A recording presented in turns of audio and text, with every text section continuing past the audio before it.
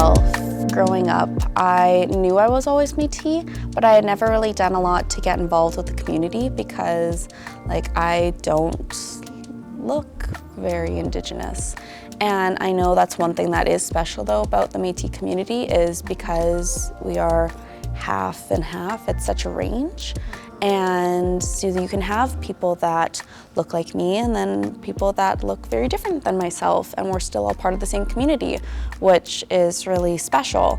And so it wasn't really until I started university and got involved with the First People's House, and my great-grandma, who she is kind of my a big role model in my life. She had gotten diagnosed with Alzheimer's, and because I was really close with her, I really wanted to get to know more about her, and because it was through her that we are have our indigeneity.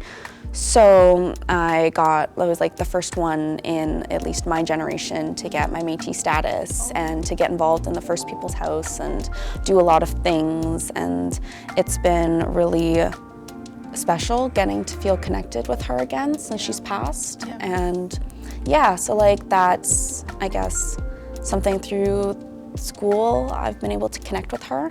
With the program itself, she was a huge traveler.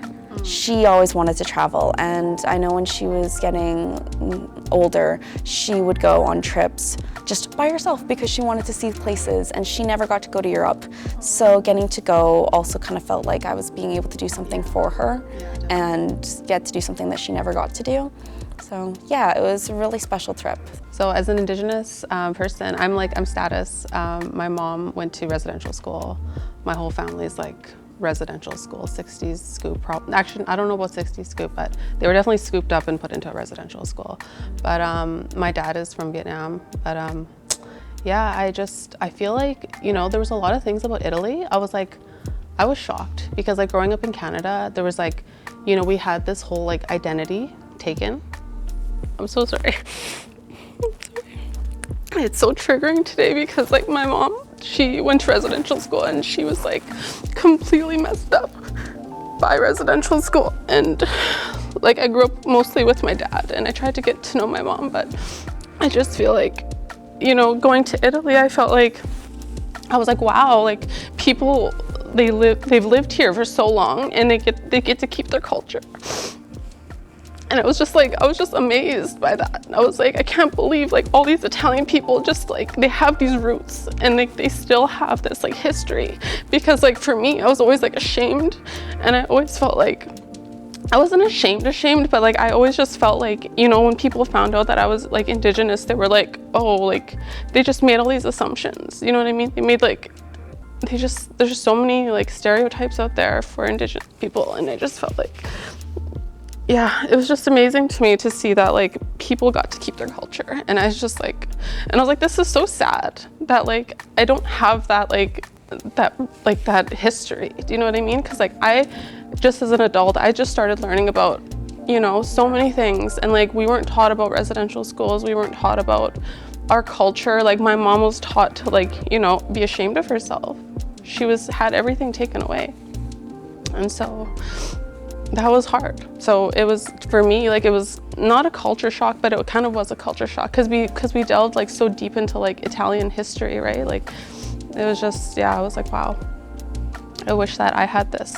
I'm very grateful that I got to experience this trip, and I feel it helped me to understand a lot of things about myself and just my place in the world. And I'm just proud that I got to go and I got to experience another culture. I got to be immersed in in Italian culture, but just seeing other perspectives and other cultures, and the way that history is the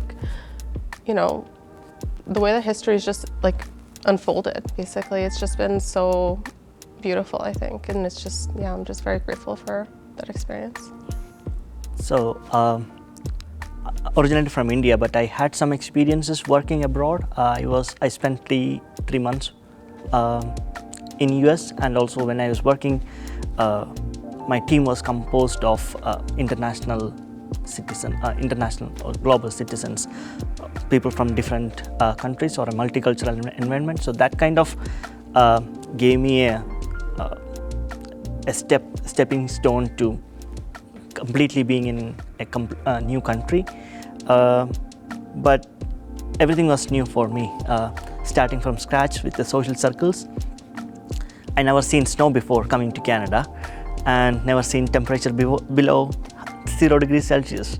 And I didn't know anyone when I came here. And as starting completely from a new, at 29, I came to Canada when I was 29, quitting my job. That was a big transition, and plus COVID.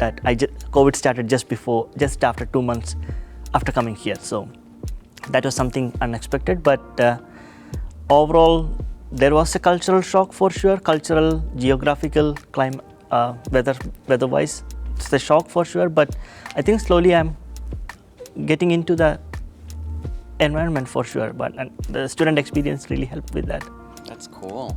So something that I felt as a student of faith abroad, especially since my purposes of being abroad were mostly supported by my church, I felt that, again, I was able to jump right into a community that understood me. We all shared a similar vision of the world, similar values. And so even though Europe was pretty, well, it's very foreign to me, I was able to kind of land on my feet and then have a hub where if I was having a difficult time or if I needed some support learning the language or adapting to the community, especially every time I changed countries, everyone kind of treated people differently. I was able to have a support system already set up through my church community and through my faith that was able to keep me going, especially trying to get a hang of being abroad. It was something that was a bit of stability for me. Yeah, I can understand. Having a common ground to start with and connect with is very important, because even for me, when I was getting involved in student groups, I was with the International Students Association at the UFA and a few student councils, which the cause which I very passionate about, especially for mental health too. So having a common ground to connect with students, especially coming from different backgrounds, whatever they can be. So having a common connecting point is very important, and that really helps to build the connections. Yeah. Exactly. So it's kind of like what you said, where everywhere else people might treat you as a foreigner. Yes. At least inside the community, inside the church, people treat you as like a brother, you know? Yeah, like for me, because I'm Chinese, when I first came to Canada, I will find the Chinese group because we are the same, right? So I will like to ask for my like upper grade students, like what their experience. So how can they teach me like how to find the service, and we have the orientation, right? Like how to find different buildings. And then I will have some study groups and have some Discord groups, and study together and to learn more and more about the universities and about the like Canada, especially like which shopper is the cheapest, like have the cheapest milk and cheapest egg, because I cannot like to walk to all of this supermarket to find out. So I need to learn like other people's experience. So it's the most important thing. For me, I think I'm always grateful for the International Student Services, now International Students and Visitor Services. They were the welcome gate for me. They started the orientation for international students, and a lot of friends I made on the campus was through that orientation, and they stayed for long. A lot of students I met was master's students, so they graduated. I'm still here. So one of the things which really helped me, at least for my personal experience, is to be open to new ideas, be open to, don't fight with that, like the different, because everything was different here, and I don't want, my basic instinct was to, everything is to treat everything as different. But I think it is, what helped me most is to be open to accept that difference and have that mindset of having a, instead of just having from a specific place in the world, just be open to the whole world identity. So that really helped opening up to other people's experiences. Yeah, I think just respect, respect is important. Maybe you do not understanding, but just respect them. Yeah, and having that respectful conversation, and people come from different backgrounds, identities, culture, language. So having that openness, that really helped me getting involved as well. So there is a barrier too. I'm not sure whether you felt that, because for example, in my undergrad, we had a cohort of students. We all go together, take almost 90% of the same classes.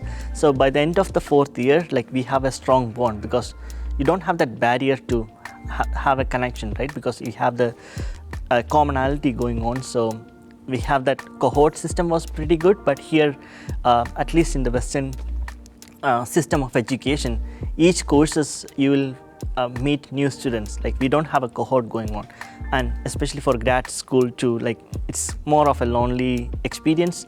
So without having that cohort, I need to step up.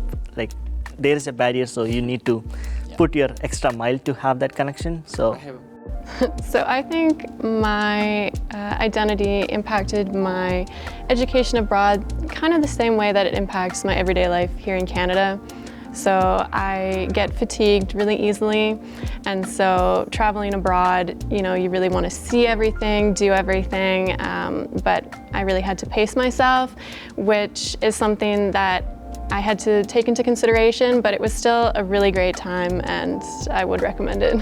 I already had an international experience coming from India to Canada, and that helped me to embrace the different cultures and different perspectives of students, and having that global experience. So that really helped me to be in Japan as a foreigner and experience that in the eyes of a foreigner, but also have that sense of belonging, because a lot of students across the world, researchers, were in that particular conference and during the entire journey in Japan. So being a global citizen and having that perspective really helped me to connect with other researchers and students and be a part of the whole experience. I feel like my experience in Canada is shaped a lot by people who have came here before me. And then at first it was people that I stayed with. It was also Chinese immigrants. And then I moved to another homestay, and she has been in Canada all her life, but she's also a settler to this land, And then that was a different experience. And now I live in student residence, and it's everyone from all over the world. It's I feel like being an international student, it's really a constant cycle of recognizing that, there's people before you, and it's always good to gather some knowledge from their experience and try to learn as much as you can. Yeah, like I mentioned earlier, I get fatigued really easily, and so something that I had to kind of adjust to in Vienna was living completely on my own. In Edmonton at the University of Alberta, I have a lot of friends here and I have family here, and so if I ever needed, a ride home because I was too tired, there was always someone to help me out. In Vienna, I really had to plan for that for myself. So the transport there is amazing. The public system is great, but I still had to consider, if I would be standing on the train, if I would be walking to the station, if I had classes back to back. I always tried to plan my schedule so that I had time for naps during the day if I needed, or if I was doing some traveling on the weekend, then I would make sure that I had a couple days to rest after.